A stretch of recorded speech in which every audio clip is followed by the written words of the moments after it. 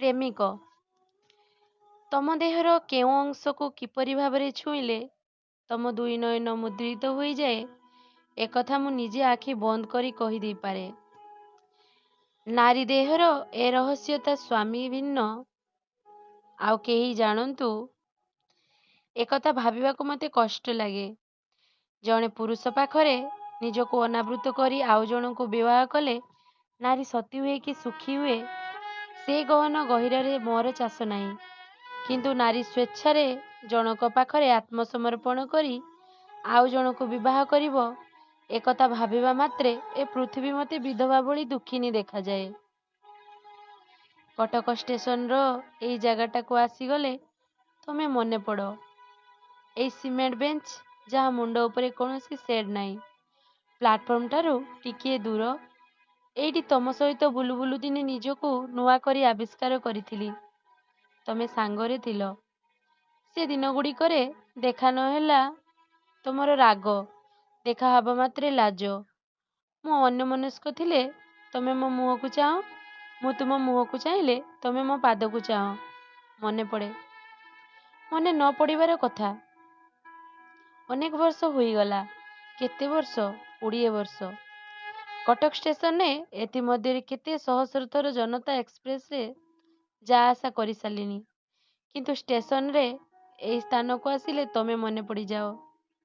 ସେଦିନ ତମେ Ravenshaw ladies ହଷ୍ଟେଲରୁ ଏକାକୀ ଆସି ଷ୍ଟେସନରେ ଓହ୍ଲାଇଲ। ଆମେ ଦୁହେଁ ଚାଲି ଚାଲି ପ୍ଲାଟଫର୍ମ ଡେଇଁ ଏକ ଜାଗାକୁ ଚାଲି ଆସିଲେ। ପୂଜା ଛୁଟି ପୂର୍ବରୁ ସେଇ ଆମର ଶେଷ ଦେଖା।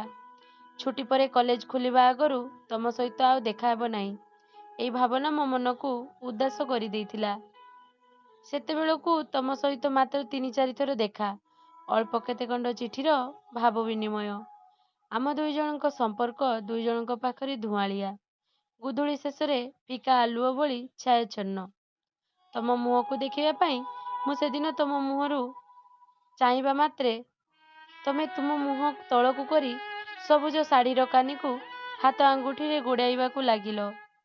ବିଶ୍ୱାସ କର, ହାତ ଆଙ୍ଗୁଠିରେ ଶାଢ଼ୀର କାନିକୁ ଗୁଡ଼ାଇବାର ଅର୍ଥ ଯେ ପ୍ରେମ, ଏକଥା ସେଦିନ ମୋତେ ଜଣା ନଥିଲା। ମୁଁ ତମ ଲଜ୍ଜାଭୀରୁ ମୁହଁକୁ ଚାହିଁ ପ୍ରଶ୍ନ କରିଥିଲି, ପୁଣି କେବେ କଟକ ଫେରିବ? ତମେ ମୁହୂର୍ତ୍ତ ମାତ୍ରେ ବିଳମ୍ବ ନ କରି ଉତ୍ତର ଦେଇଥିଲ, ଆଉ ଫେରିବି କାହିଁକି? ସେଇ ପ୍ରଥମ ଥର ତମେ ମୋ ପାଖରେ ଦୁର୍ବୋଧ୍ୟ ମନେ ହୋଇଥିଲ। ମୁଁ ଉତ୍ତର ବୁଝିପାରି ନଥିବା ନିର୍ବୁଦ୍ଧ ପିଲାଟିଏ ଭଳି ପ୍ରଶ୍ନ କରିଥିଲି, ତମେ କଟକ ଆସିବନି? ପାଠ ପଢ଼ିବନି କେମିତି? ତମ ଓଠର ମୃଦୁ ହସର ଆଲୋଡ଼ନରେ ସାରା ମୁହଁ ଝଲସି ଉଠୁଥିଲା। ତମେ ଦୃଷ୍ଟି ତୁଳି ମୋ ମୁହଁକୁ ଚାହିଁଥିଲ ପଲକବିହୀନ ଚାହାଣୀ। ଖୁବ୍ ଧୀରେ କେଉଁ ରାଗ ସଙ୍ଗୀତର ମୂର୍ଚ୍ଛିତ ରାଗିଣୀ କଣ୍ଠସ୍ୱରର ଅନୁରଣିତ କରି ଉତ୍ତର ଦେଇଥିଲ, ଘରେ ବୋଉକୁ କହିଦେବି କଟକର ଲେଡିଜ୍ ହଷ୍ଟେଲରେ ରହି ପାଠ ପଢ଼ୁନାହିଁ, ପାଠରେ ମନ ଲାଗୁନାହିଁ। ଅକାରଣରେ ସେମାନେ ଆଉ ମୋ ପଢ଼ା ପାଇଁ ପଇସା ଖର୍ଚ୍ଚ କରିବେ, ଲାଭ କ'ଣ? ଆଙ୍ଗୁଠିରେ ଶାଢ଼ୀକାନି ଗୁଡ଼ାଇ ଇଙ୍ଗିତରେ ଯାହା ତମେ ବୁଝାଇ ପାରି ନଥିଲ, ସେଇ ପଦିଏ କଥାର ଆଭାସରେ ସେଇ ମୁହୂର୍ତ୍ତରେ ମୋତେ ତମେ ବୁଝାଇଦେଲ। ଷ୍ଟେସନର ସେଇ ନିର୍ଜନ ଅଂଶଟା ହଠାତ୍ ଅନେକ ଫୁଲର ବାସ୍ନାରେ ମହକି ଉଠିଥିଲା। ଜୀବନଟେ ଥିଲା ଯେପର୍ଯ୍ୟନ୍ତ ମୋ ପାଖରେ ଏକ ରୂପକ ଭଳି, କିନ୍ତୁ ସେ ମୁହୂର୍ତ୍ତରେ ତା ପ୍ରତୀକରେ ପରିଣତ ହୋଇଗଲା। କେତେଦିନ କେତେ ରାତି ଭାବି ଭାବି ସେଭଳି ଏକ ପ୍ରଶ୍ନର ଉତ୍ତର ତମେ ମନେ ମନେ ତିଆରି କରିଥିଲ। ତମ ନିଭୃତ ମନର ପ୍ରଜାପତି ଲଘୁପକ୍ଷ ତୁଳି ହଠାତ୍ କେମିତି ମୋ ମନରେ ଅରଣ୍ୟକୁ ଉଡ଼ି ଆସିଲ। ମୁଁ କେମିତି ସେଇ ମୁହୂର୍ତ୍ତରେ ଜାଣିଗଲି ଯେ ହଠାତ୍ ପୁରୁଷକୁ ମୁଁ ପ୍ରେମିକ ହୋଇଯାଇଛି। ହଠାତ୍ ପୁରୁଷରୁ ମୁଁ ପ୍ରେମିକ ହୋଇଯାଇଛି।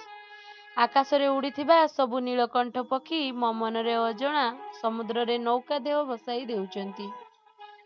ସେଦିନ ତମର ବୟସ କେତେ? 18, ମୋର 26। କିନ୍ତୁ ଆଜି ପ୍ରାୟ 20 ବର୍ଷ ପରେ ବି ଷ୍ଟେସନରେ ଏଇ ଅଂଶକୁ ଆସିଲେ ମୋର ମନେ ହୁଏ ଆମ ଦୁଇ ଜଣଙ୍କ ବୟସ ସେଇ ଦିନଠାରୁ ଆଗକୁ ଆଉ ପାଦେ ହେଲେ ପଡ଼ିନାହିଁ। ସେଇ ମାୟାବୀ 18-26 ବୟସ ପାଖରେ ବହମାନ କାଳସ୍ରୋତ ନିସ୍ତବ୍ଧତା ହୋଇ ରହିଯାଇଛି। ଆମର ଖେଳଘର ଭାଙ୍ଗିଗଲା ପରେ, ପ୍ରୀତିର ବଣିଜ ଶେଷ ହୋଇଗଲା ପରେ ତମେ କେବେ ଆଉ ଏ ଷ୍ଟେସନକୁ ଆସିଛ? ଏ ନିର୍ଜନ ପ୍ରାୟ ଷ୍ଟେସନ କେବେ ତମ କାନ ପାଖରେ ଚୁପ୍ ଚୁପ୍ କହିଛି, ବର୍ଷିୟସୀ ବାଳିକା, ପ୍ରଥମ ପ୍ରେମର ବୟସ କେବେ ବଢ଼େ ନାହିଁ। ତମେ ଜାଣ ନା, ପିଲାଦିନେ ଜଣେ ଜ୍ୟୋତିଷ ମୋତେ କହିଥିଲେ ଜଣେ ବିଦ୍ୟା ସୁନ୍ଦରୀ ଝିଅ ସହିତ ମୋର ବାହାଘର ହେବ। ସେଇ ଝିଅର ରାଶି ବଳରେ ମୁଁ ଖୁବ୍ ଉନ୍ନତି କରିବି, ବଡ଼ ଲୋକ ହେବି। ଜ୍ୟୋତିଷଙ୍କ କଥା ଶୁଣି ବୋଉ ତାର ଶୂନ୍ୟ ଡାଲାକୁ ଅରୁଆ ଚାଉଳରେ ଭରି ଦେଇଥିଲା। ଟଙ୍କା ନଡ଼ିଆ ଉପହାର ଦେଇଥିଲା। ବୋଉ ଥିଲା ଭାଗ୍ୟବତୀ, ଜ୍ୟୋତିଷ ବିଶ୍ୱାସୀ। କିନ୍ତୁ ଅବିଶ୍ୱାସ ଅଦୃଷ୍ଟ ଉପରେ ମୋର କୌଣସି ଦିନ ବିଶ୍ୱାସ ନଥିଲା। ମୁଁ ସେ ଜ୍ୟୋତିଷଙ୍କ ମୁହଁ, ତାଙ୍କ ଭବିଷ୍ୟତବାଣୀ ଭୁଲି ଯାଉଥିଲି। କିନ୍ତୁ ମୋ ଅଜାଣତରେ ସେଇ ଜ୍ୟୋତିଷ ବାଣୀର ବୀଜ ହୁଏତ ମୋ ମନରେ ଉଦା ମାଟିର ପଡ଼ି ଗଜା ହୋଇ ବଡ଼ ହୋଇଥିଲା। ତା ନହେଲେ ସେଦିନ ଷ୍ଟେସନକୁ ତୁମକୁ ଲେଡିଜ୍ ହଷ୍ଟେଲରେ ଛାଡ଼ି ବସାରେ ପହଞ୍ଚିବା ମାତ୍ରେ ହଠାତ୍ କାହିଁକି ମୋର ସେଇ ଜ୍ୟୋତିଷଙ୍କ କଥା ମନେ ପଡ଼ିଯାଆନ୍ତା। ଆଉ ମୁଁ ଦୃଢ଼ ଭାବରେ ବିଶ୍ୱାସ କରିଥାନ୍ତି ଯେ ତମେ ହେଉଛ ସେଇ ଦିବ୍ୟ ସୁନ୍ଦରୀ ଝିଅ, ଯାହାକୁ ଏତେ ଦିନ ଧରି ମନେ ମନେ ମୁଁ ଅନ୍ୱେଷଣ କରିଥିଲି। ତୃତୀୟ ଘଣ୍ଟା ବାଜି ସାରିଥିଲା, ତଥାପି ତମେ ଆସିନଥିଲ। ମୁଁ ବାଲକୋନି ଉପରେ ଠିଆ ହୋଇ ରାସ୍ତାକୁ ଚାହୁଁଛି। ତମ ପାଇଁ ଏଭଳି ଅସ୍ଥିର ଉତ୍କଣ୍ଠିତ ଅପେକ୍ଷାର ସେଇ ପ୍ରଥମ ଆରମ୍ଭ। ପ୍ରେମ ମାନେ ହିଁ ପ୍ରତୀକ୍ଷା, ସେ କଥାଟା ସେହିପରି ଭାବରେ ମୋ ମନରେ ପ୍ରବେଶ କରିଥିଲା। ଆଜି ପର୍ଯ୍ୟନ୍ତ ସେ ଶବ୍ଦମାଳା ମୋ ପାଖରେ ନିଜର ଅର୍ଥ ବଦଳାଇ ନାହାନ୍ତି। କିନ୍ତୁ କେତେ ସୁଦୀର୍ଘ ପ୍ରତୀକ୍ଷା। ଦର୍ଶକମାନେ ପ୍ରେକ୍ଷାଳୟ ଭିତରକୁ ଚାଲିଗଲେଣି। ଦୁଇଟା ଟିକେଟ ଧରି ମୁଁ ବାଲକୋନି ଉପରେ ଏପାଖ ସେପାଖ ହେଉଛି, କାରଣ ତଥାପି ତମ ରିକ୍ସା ସିନେମା ହଲ୍ ପାଖରେ ପହଞ୍ଚୁନାହିଁ। ତମେ ତରତର ହୋଇ ରିକ୍ସାରୁ ଓହ୍ଲାଇ ରିକ୍ସାବାଲାକୁ ପଇସା ଦେଇ ଉଦ୍ବିଗ୍ନ ଭାବରେ ଏଣେ ତେଣେ ଚାହିଁବାର ଦୃଶ୍ୟ ମୋତେ ଦେଖାଯାଉନାହିଁ। ଅବଶେଷରେ ତମେ ଆସିଲ। ତମ ରିକ୍ସା ଦେଖାଗଲା।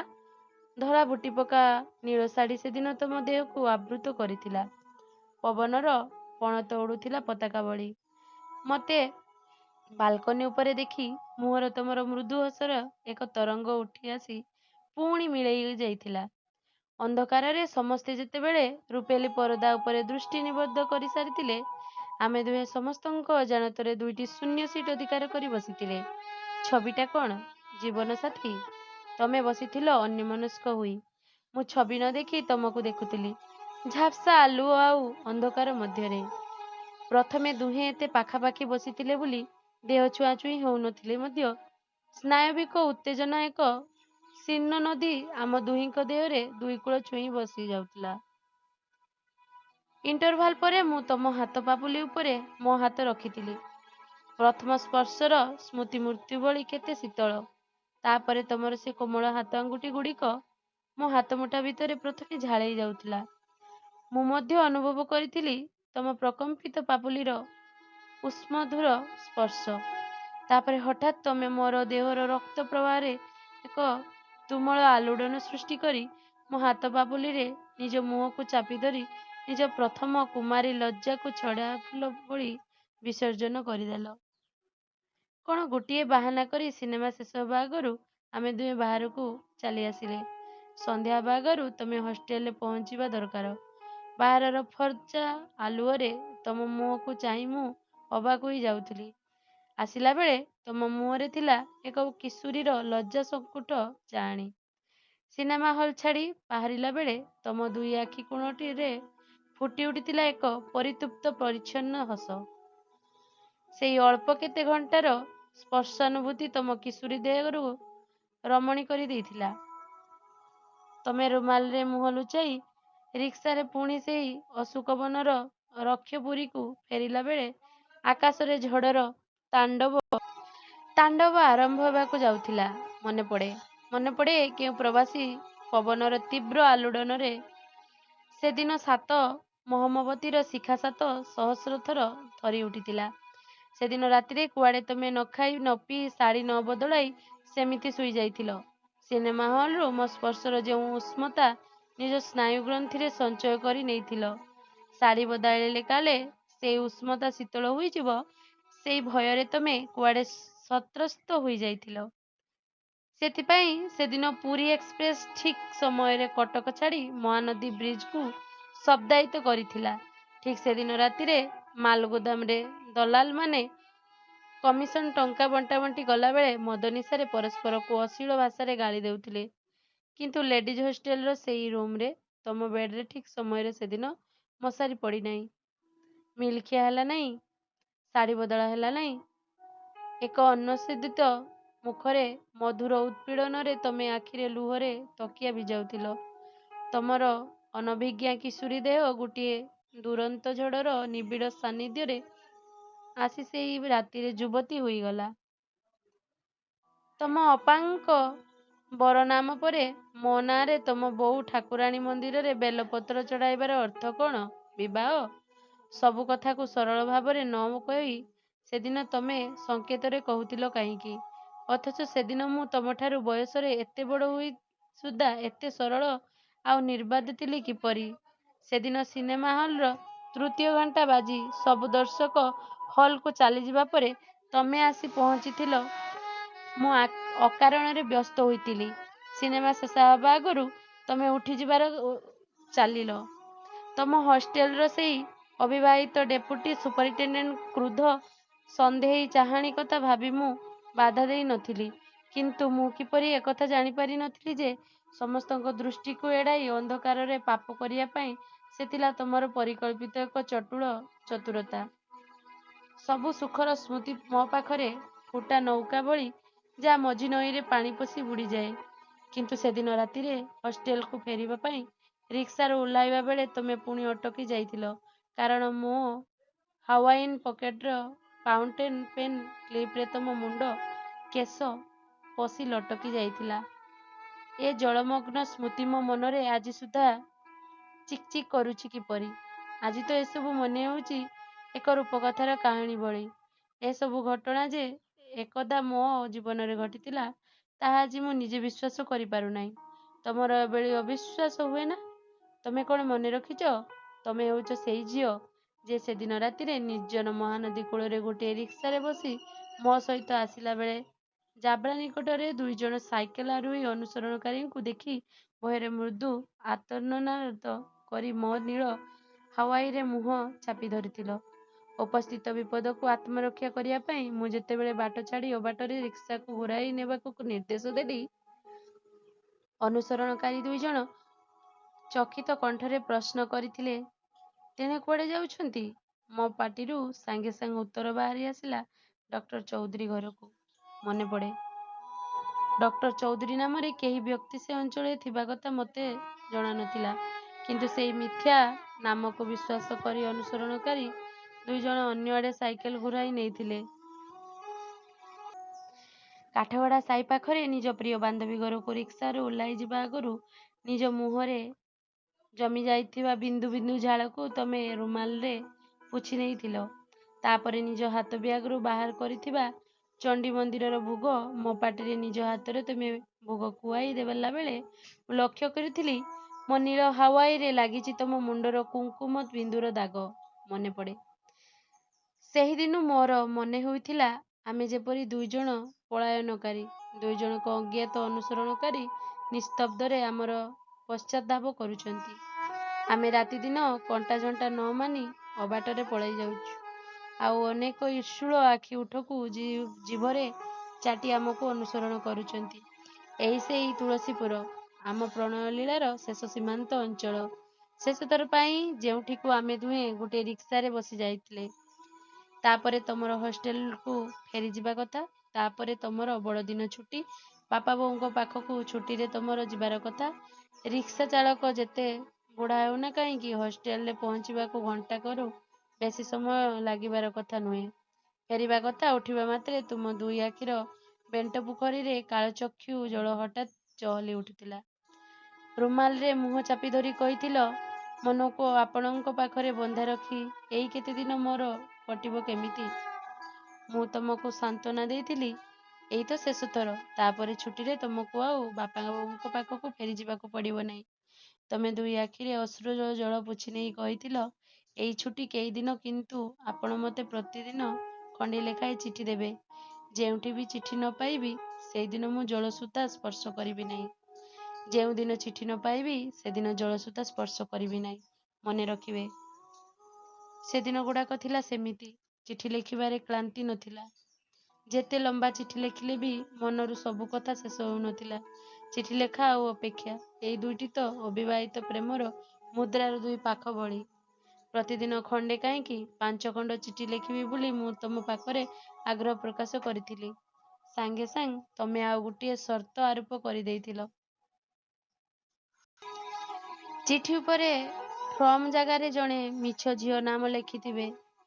ତା ନହେଲେ ବାପାଙ୍କ ହାତରୁ ଚିଠି ନେଲା ବେଳେ ଲାଜରେ ମୁଁ ମରିଯିବି। କିନ୍ତୁ ତମ ସହିତ ମୋର ସମ୍ପର୍କ ତ ତମ ଘରେ କାହାକୁ ଅଜଣା ନୁହେଁ। ପ୍ରତିଦିନ ତମକୁ ଚିଠି ଲେଖୁଛି ଜାଣିଲେ ସେମାନେ ବରଂ ଆଶ୍ୱସ୍ତ ହେବେ। ମୋ କଥା ଶୁଣି ତମ ମୁହଁ ସାରା ଲାଜର ନାଲି ସ୍ୟାହି ଇଡ଼ି ହୋଇଗଲା। ତମେ ମୋ ବାହୁମୂଳକୁ ପୁଳାଏ ଚିମୁଟି ଦେଇ କହିଥିଲ, ଆପଣ ମୋତେ ଚିଠି ଦେଉଛନ୍ତି ଜାଣିଲେ ରୁନୁ, କୁନୁ, ମିନୁ ମୋତେ ଚିଡ଼ାଇ ଚିଡ଼ାଇ ଦରମରା କରିଦେବେ। ମନେ ପଡ଼େ? ମୁଁ ନୁହେଁ, ପ୍ରତିଦିନ ତମ ଲେଡିଜ୍ ହଷ୍ଟେଲର ଅନାମିକା ବାନ୍ଧବୀମାନେ ଚିଠି ଦେଉଛନ୍ତି ବୋଲି ତମେ ତମ ବାପା, ବୋଉ, ସାନ ଭଉଣୀଙ୍କ ମନରେ ଭୁଲ ଧାରଣା ଦେବାକୁ ଚାହୁଁଥିଲ। ସେଥିପାଇଁ ସର୍ତ୍ତ ରଖିଥିଲ ମୋ ଚିଠି ଉପରେ ପ୍ରେରକ ନାମ ସ୍ଥାନରେ ଜଣେ ଜଣେ ଅନାମିକା ଅସ୍ତିତ୍ୱବିହୀନା ଝିଅର ନାମ ଲେଖିବାକୁ। ପ୍ରେମରେ ଏପରି ମଧୁର ମିଥ୍ୟା ପାପ ନୁହେଁ ବୋଲି ମୁଁ ତମ ପ୍ରସ୍ତାବରେ ରାଜି ହୋଇଯାଇଥିଲି।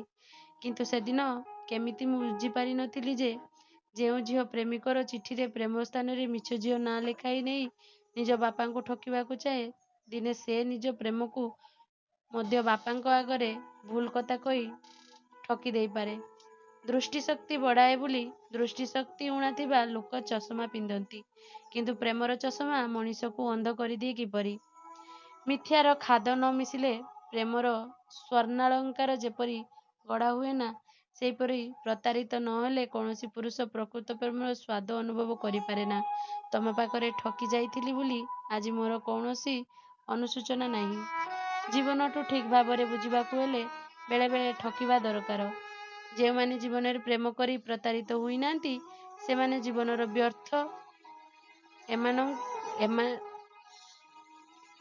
ବ୍ୟର୍ଥ ଏକଥା ମୁଁ ଭଲ କରି ଜାଣେ।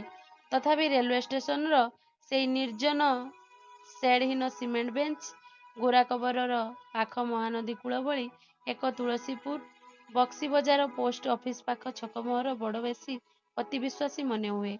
କାରଣ ଏଇ ଦୁହେଁ ଆମ ମିଳନ ବିରହର ଏକମାତ୍ର ସାକ୍ଷୀ। ସଂସାରରେ କେତେ ପୁଅ ଏଇ ବୟସରେ କେତେ ଝିଅଙ୍କୁ ଭେଟନ୍ତି, ସେଥିରେ କୌଣସି ଦୂବଘାସର ପତ୍ର ହଲେ ନାହିଁ। କାହାର କିଛି ଯାଏ ଆସେ ନାହିଁ। କିନ୍ତୁ ତମ ଭଳି ଝିଅ ଯେତେବେଳେ ମୋ ଭଳି ଜଣେ ପୁଅକୁ ଭେଟେ, କଟକ ସହରରେ ଭୂମିକମ୍ପ ହୋଇଯାଏ। ମେଡିକାଲ, ରେଭେନ୍ସା କଲେଜ, ଲେଡିଜ୍ ହଷ୍ଟେଲରେ ଅନେକଙ୍କ ଆଖିରେ ଈର୍ଷାର ନୀଳବତୀ ଜଳିଉଠେ। ଛତ୍ର ବଜାରରେ ବାଟ ନ ପାଇ ଗାଡ଼ି ସବୁ ଧାଡ଼ି ବାନ୍ଧି ଠିଆ ହୋଇଯାଏ। ବକ୍ସି ବଜାରରେ ଜିପିଓ ପାଖରେ ଚିଠି ବ୍ୟାଗ ସବୁ ଠିକଣା ବଦଳାଇ ଦିଏ। ଜଣକର ଚିଠି ଆଉ ଜଣଙ୍କର ଭୁଲ ଠିକଣାରେ ଡେଲିଭରି ଦେଇ ଦିଆଯାଏ। ବାଳିକା ବିଦ୍ୟାଳୟର କିଶୋରୀ ଝିଅମାନେ ଲଜେନ୍ସର ଫିଙ୍ଗି ଦେଇ ନିଜ ନିଜ ଆଙ୍ଗୁଠି ଚୁଚୁମିବାକୁ ଆରମ୍ଭ କରନ୍ତି। ଅର୍ଦ୍ଧରାତ୍ରିର କଟକ ସହରରେ ଶୀତଦିନେ ଅନେକ ଏକମହଲା, ଦୋମହଲା କୋଠାଘରର ଝରକା ଖୋଲା ରହେ। ମନେ ପଡ଼େ, ଦିନେ ଆମର ଖେଳଘର ଭାଙ୍ଗିଗଲା, ଚିଠି ସବୁ ଚିରିଗଲା। ଆରମ୍ଭ ହେଲା ଦୁଇଟି ହୃଦୟରୁ ନିଃଶବ୍ଦ ରକ୍ତକ୍ଷରଣ। ସେ ରକ୍ତର ରଙ୍ଗ ଲାଲ ନୁହେଁ, କଳା। ସେଇ ଥୁପ ଥୁପ କଳା ରକ୍ତରେ ଦୃଷ୍ଟିର ଦିଗନ୍ତରେଖା ଅନୁଜ୍ଜ୍ୱଳନ ଅସ୍ପଷ୍ଟ ହୋଇଗଲା। ଆମେ ଦୁହେଁ ଦୁଇଟି ଅଲଗା ରାସ୍ତାରେ ଚାଲିଗଲେ। ଯେଉଁ ରାସ୍ତାରେ କେବେ କେଉଁଠି ପରସ୍ପର ସହିତ ଛକ କାଟିବାର ସମ୍ଭାବନା ନଥିଲା, କିନ୍ତୁ ତଥାପି କାହିଁକି ତମର ସେହି କଳା ରଙ୍ଗର ସ୍ମୃତି ମୋ ମନର ସବୁଜ ବନସ୍ଫୀତରେ ବାଦୁଡ଼ି ଭଳି ଝୁଲି ରହିଥିଲା। ତମେ ମୋର ପ୍ରଥମ ପ୍ରେମ ନୁହଁ, କିନ୍ତୁ ତମେ ମୋ ଜୀବନର ପ୍ରଥମ ନାରୀ। ମୁଁ ହୁଏତ ତମ ଜୀବନର ପ୍ରଥମ ପୁରୁଷ ନୁହଁ, କିନ୍ତୁ ମୁଁ ହେଉଛି ତମ ଜୀବନର ପ୍ରଥମ ପ୍ରେମ। ଶୁଣିଛି, ପୁରୁଷ ଜୀବନରେ ପ୍ରଥମ ନାରୀର ସ୍ମୃତି, ନାରୀ ଜୀବନର ପ୍ରଥମ ପ୍ରେମର ସ୍ପର୍ଶ ଅବଶିଷ୍ଟ ଜୀବନର କୌଣସି ଦିନ ବାସି ହୁଏ ନାହିଁ। ବାହାରେ କାହାରି ଆଖିକୁ ସେ ଶୀତଳ ବହ୍ନିର ଶିଖା ଦେଖା ନ ଗଲେ ମଧ୍ୟ ଭିତରେ ଅଗ୍ନିକାଣ୍ଡ ସୃଷ୍ଟି କରେ। ତମ ଦେହର କେଉଁ ଅଂଶକୁ କିପରି ଭାବରେ ଛୁଇଁଲେ ତମ ଦୁଇ ନୟନ ମୁଦ୍ରିତ ହୋଇଯାଏ, ସେକଥା ମୁଁ ନିଜେ ଆଖି ବନ୍ଦ କରି କହିଦେଇ ପାରିବି। ନାରୀ ଦେହର ଏ ରହସ୍ୟ ତା ସ୍ୱାମୀ ଭିନ୍ନ ଆଉ କେହି ଜାଣୁ, एकथा भाविबाकू मते कष्ट लागे। जणे पुरुष पाखरे निजको अनावृत करी आउ जणकू विवाह कले नारी सती हुए कि सुखी हुए से गहिरर मोर चाष नाही। किंतु नारी स्वेच्छारे जणक पाखरे आत्मसमर्पण करी आउ जणकू विवाह करिब एकथा भाविबा मात्रे ए पृथ्वी मते विधवा भଳି दुखिनी देखाଯାଏ। अहंकारी सुंदरी नारीर अलंकार भଳି आत्मसम्मानरे एक अहंकार बुद्ध सुंदरी नारीକୁ कोहिनूर ହୀରାଖଣ୍ଡ ଭଳି ମୂଲ୍ୟବାନ କରିଦିଏ। ସମସ୍ତେ ତାକୁ ପାଇବା ପାଇଁ ସାହସ କରନ୍ତି ନାହିଁ। କିନ୍ତୁ ଅକାରଣ ରୂପରେ ଅହଙ୍କାର ସୁନ୍ଦରୀ ନାରୀକୁ କରିଦିଏ ଖୁଚୁରା ପଇସା। ସେ କୌଣସି ଲୋକ ତାକୁ ଅଣ୍ଟାରେ ମାରିବାକୁ ହାତ ବଢ଼ାଇ ଦିଅନ୍ତି। ବାହାଘର ବେଦୀ ଉପରେ ସେମାନଙ୍କ ଦେହ ନିଲାମ କରି ଦିଆଯାଏ। ତମେ ଯାହାକୁ ବିବାହ କରିଛ ତାଙ୍କଠାରୁ ବେଶୀ ଟଙ୍କା ରୋଜଗାର କରୁଥିବା ଅନ୍ୟ କୌଣସି ଲୋକ ଚାହିଁଥିଲେ ତମେ ବି ତାଙ୍କର ସ୍ତ୍ରୀ ହୋଇ ପାରିଥାନ୍ତ। ଆଜି ତମେ ତମ ସ୍ୱାମୀକୁ ଯେମିତି ଭକ୍ତି କରୁଛ ଅନ୍ୟ ଜଣଙ୍କୁ ବିବାହ କରିଥିଲେ ବି ତମେ ସେମିତି ତାଙ୍କୁ ଭକ୍ତି ଆଉ ପ୍ରେମ କରୁଥାନ୍ତ। ସତ ନା? ହୃଦୟ ଯେଉଁଠି ପରବାସୀ ଭକ୍ତି ପ୍ରେମ ଅନୁଗତ୍ୟ ସେଠାରେ ଜାଲନୋଟ ଭଳି। ଏକଥା ତମେ ମତେ ଥରେ ଚିଠି ଲେଖିଥିଲ। ମୁଁ କୌଣସି କାରଣରୁ ତମକୁ ଯେବେ ଅନ୍ୟତ୍ର ବିବାହ କରିବାକୁ କହିଥିଲି ମନେ ଅଛି? ଥରେ ଥରେ ମୋର ମନେ ହୁଏ ତମେ କ'ଣ ଚାହଁ ନିଜେ ସେ କଥା ଭଲ କରି ଜାଣିନଥିଲ। ଆମର ପ୍ରଥମ ଭଲ ପାଇବା ଦିନଗୁଡ଼ିକରେ ତମେ ମତେ ବୁଝାଉଥିଲ ପୁରୁଷର ବ୍ୟକ୍ତିତ୍ୱ ତମ ପାଖରେ ସବୁଠାରୁ ବଡ଼। ସେଥିପାଇଁ ମତେ ନ ପାଇଲେ ତମ ଜୀବନ ବ୍ୟର୍ଥ ହୋଇଯିବ। କିନ୍ତୁ ଅନ୍ୟତ୍ର ବିବାହ ପରେ ତମେ ମତେ ବୁଝିବାକୁ ଚାହିଁଲ। ତମେ ଏପରି ଜଣେ ସ୍ୱାମୀ ଚାହୁଁଥିଲ ଯାହାର ପତ୍ନୀ ଭାବରେ ତମେ ପରିଚିତ ହେବ ନାହିଁ, ଯିଏ ତମର ସ୍ୱାମୀ ଭାବରେ ବାହାରେ ପରିଚିତ ହେବ। ଦିନେ ତମେ ଥିଲ ମୋ ମନର ଦିଗନ୍ତବ୍ୟାପୀ ନୀଳିମା ଆକାଶର ହୀରା ଝଲମଲ ସ୍ଥିର ବିଦ୍ୟୁତ୍। ଆଜି ତମେ ଆଉ ଜଣଙ୍କ ଘରେ ବିଦ୍ୟୁତ୍ ବତୀ ହୋଇ ଜଳୁଛ, ବିଜୁଳି ପଙ୍ଖା ପରି ଘୂରୁଛ। ଦିନେ ଥିଲ ତମେ ମୋ ପାଖରେ ଅନେକ ବର୍ଷା ବସନ୍ତ ବୈଶାଖ ସ୍ମୃତି। ଆଜି ଆଉ ଜଣଙ୍କ ଗୃହରେ କେବଳ ତମେ ନିର୍ବିଘ୍ନ ଶୀତଳ ଶୀତରାତି। ବିଶ୍ୱାସ କର କୌଣସି ଦିନ ମୁଁ ଆଉ ଚାହିଁନାହିଁ ତମ ସହିତ କେବେ ଆଉ ଦେଖା ହଉ। ତମକୁ ଦେଖା କରିବାକୁ ଭୟ। କାରଣ ଯେତେ ଦାମୀ ଶାଢ଼ୀ ପିନ୍ଧିଥିଲେ ମଧ୍ୟ ମୋ ଆଖିରେ ଅନ୍ତର୍ଭେଦ୍ୟ ସ୍ୱଚ୍ଛ କାଚର ସମ୍ମୁଖୀନ ହେବା ମାତ୍ରେ ତମର ଅନାବୃତ ଦେହର ପ୍ରତିଟି ଅଙ୍ଗରେଖା ମୋ ଆଖି ଆଗରେ ଚାହୁଁ ଚାହୁଁ ନଗ୍ନ ହୋଇଯିବ। ଅନ୍ୟ ଜଣେ ପୁରୁଷର ପତ୍ନୀ, ସନ୍ତାନର ଜନନୀ ସମସ୍ତଙ୍କ ଅଜ୍ଞାତସାରରେ ମୋ ଆଖି ଆଗରେ ଚାହୁଁ ଚାହୁଁ ନଗ୍ନ ହୋଇଯାଉଛି। ଏ ଦୃଶ୍ୟ ଦେଖିବାର ଭୟରେ ସେଇଦିନୁ ମୁଁ ଆଉ ପଛକୁ ନ ଚାହିଁ ଏକମୁହାଁ ହୋଇ ଅନ୍ୟ ରାସ୍ତାରେ ଧାଇଁ ଚାଲିଛି। ବିଶ୍ୱାସ କର ତମର ସେ ଗୋଲ ସୁନ୍ଦର ମୁହଁ ଦେଖିଦେଲେ କଟକ ସହର ଅନ୍ଧାର ହୋଇଯିବ। ସେଥିପାଇଁ ଏ ସହର ସାଙ୍ଗରେ ମୋର ଆଡ଼ି। ଜୀବନ କୌଣସି ଏକ ଫୁଲ ଫୁଟିବାର ମୁହୂର୍ତ୍ତରେ କେଉଁ ଏକ ପୁରୁଷ ଆଉ ଜଣେ ନାରୀ ସହିତ ଦେଖା ଦେଇ ହୋଇଥିଲା। ଉଭୟେ ନିୟତିର କେଉଁ ଅଦୃଶ୍ୟ ଇଙ୍ଗିତରେ ପରସ୍ପର ନିକଟବର୍ତ୍ତୀ ହୋଇଥିଲେ ଏବଂ ପରେ କୌଣସି ନା କୌଣସି କାରଣ ବାଟ ଭାଙ୍ଗି ଅଲଗା ରାସ୍ତାରେ ଚାଲିଗଲେ। ସେଇଟା ଏ ବିପୁଳାଚଳ ପୃଥିବୀ। ନିରବଧି କାଳସ୍ରୋତରେ ଖୁବ୍ ଗୋଟିଏ ବଡ଼ କଥା ନୁହେଁ?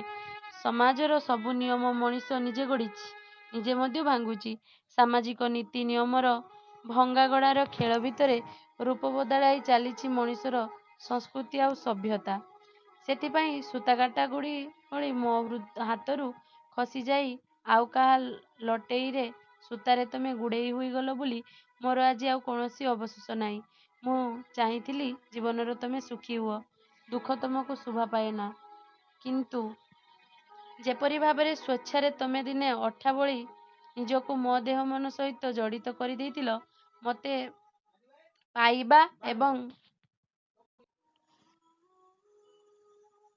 ପାଇବା ଏବଂ ମୋ ପାଖରେ ନିଜକୁ ସମ୍ପୂର୍ଣ୍ଣ ଭାବରେ ସମର୍ପଣ କରିଦେବା ପାଇଁ ଏକ ଦୁଃସାହସିକ ଭୟଙ୍କର ଖେଳରେ ମାତି ଯାଇଥିଲ ଆଉ ଯେଉଁପରି ମୋଠାରୁ ବିଚ୍ଛିନ୍ନ ହୋଇଯିବା ପାଇଁ ବିରକ୍ତିକର ଅଲିକ ଅପପ୍ରଚାର ରଙ୍ଗୀନ ବେଲୁନ୍ ଉଡ଼ାଇବାକୁ ଲାଗିଲ।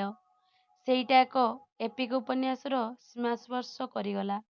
ଦିନେ ଶିଳ୍ପ କହିଲେ ତମେ ଆଟୁ ବୁଝୁଥିଲ, ଆଉ ଦିନେ ମତେ ବୁଝାଇବାକୁ ଚାହିଁଲ ଯେ ଶିଳ୍ପ କହିଲେ ତମେ ବୁଝ ଇଣ୍ଡଷ୍ଟ୍ରି ଅଫ୍ ହାପିନେସ୍, ସୁଖର ଶିଳ୍ପ। କିନ୍ତୁ ସତରେ କ'ଣ ତମେ ସୁଖୀ ହୋଇଛ?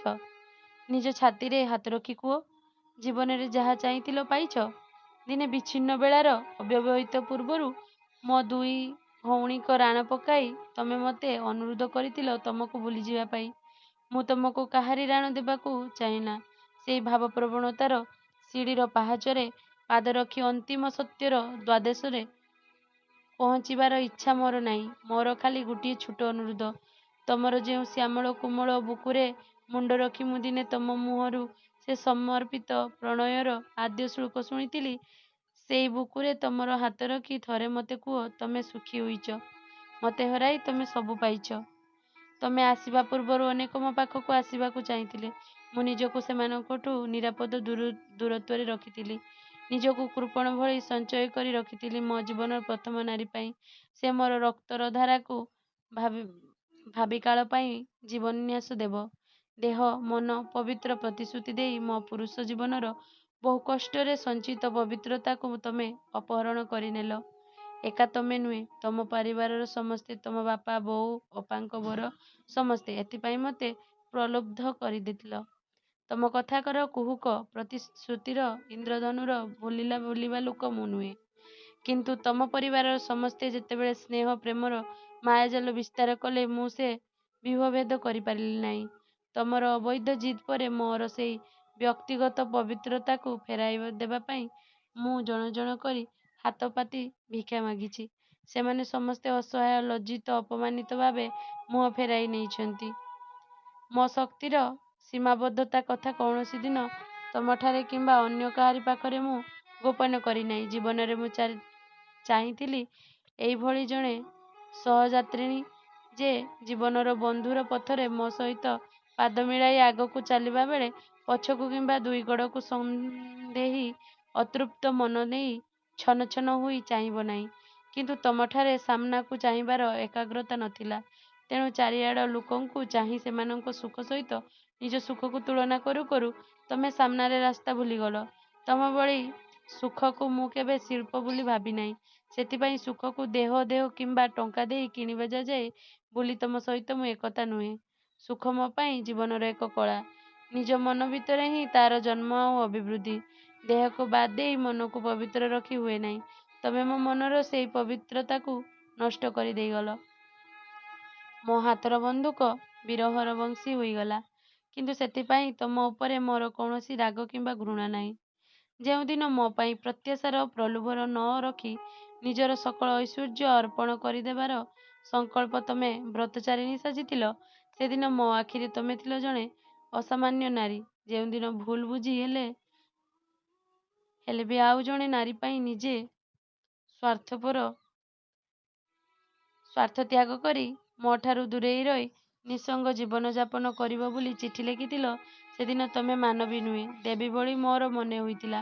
କିନ୍ତୁ ଯେଉଁଦିନ ଅନୁଗୁଳରୁ ଚିଠି ଲେଖି ମତେ ଜଣାଇଲ, ବାପାଙ୍କର ବାଧ୍ୟବାଧକତାରେ ଆଉ ଜଣେ ପୁରୁଷର ତମେ ଶଯ୍ୟାସଙ୍ଗିନୀ ହେବାକୁ ଯାଉଛ, ଜୀବନରେ କିଏ କେତେ ପାପ କରି ସୁଖୀ ହେଉଛନ୍ତି, ମୁଁ ସୁଖୀ ହେବି ନାହିଁ କାହିଁକି? ସେଦିନ ମୁଁ ବୁଝିଗଲି, ତମ ପାଇଁ ସିନେମା ଦେଖିବା ଆଉ ସଂସାର କରିବା ଏକ କଥା ଥିଲା। ଏକ ସୁସଜ୍ଜିତ ବିଛଣା ହିଁ ତମର ସୁଖର ସଂସାର। ତମେ ଅଗଣିତ ସାଧାରଣ ସୁଖୀ ନାରୀମାନଙ୍କ ମଧ୍ୟରେ ଜଣେ। ମୃତ୍ୟୁ ପରେ ପୁନର୍ଜନ୍ମ ଅଛି କି ନାହିଁ ମତେ ଜଣାନାହିଁ।